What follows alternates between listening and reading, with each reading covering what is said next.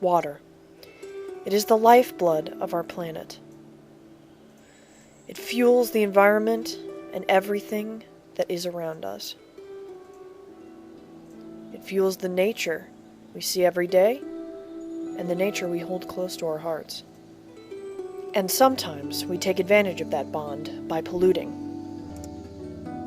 The Mississippi River is the second most polluted U.S. waterway, with more than 12.7 million pounds of toxic chemicals. The Missouri River is ranked 7th, with nearly 5 million pounds of dumped toxins.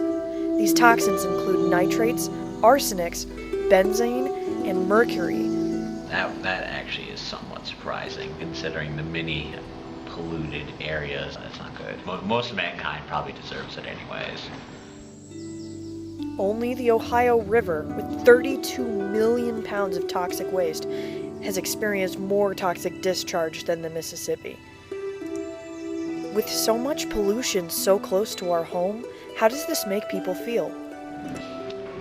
Well, I think a lot more could be done about this very serious issue. I really do. I think, in fact, there need to be more checks on who's actually putting these polluted effluents, in fact, into the rivers. There is the other side of the story. Some people believe that pollution does not need to be regulated as harshly as it is. For example, the Doe Run Company is the largest lead producer in the U.S.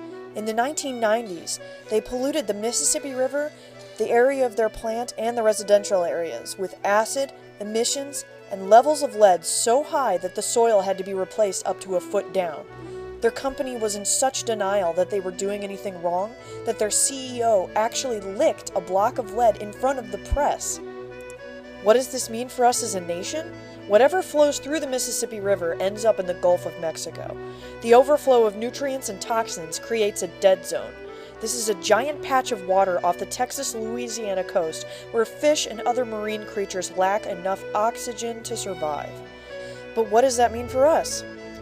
Unsanitary conditions create unsafe drinking water that can lead to cholera, hepatitis, and typhoid fever, among other illnesses. It can contain E. coli, and also, the contaminated water is absorbed into the fish we eat. I think a lot more should be done. I don't sense a lot of urgency about this issue. I think it's absolutely paramount. I can't think of anything more important. To me, it's like, we should be declaring war on people who pollute and people who damage the environment.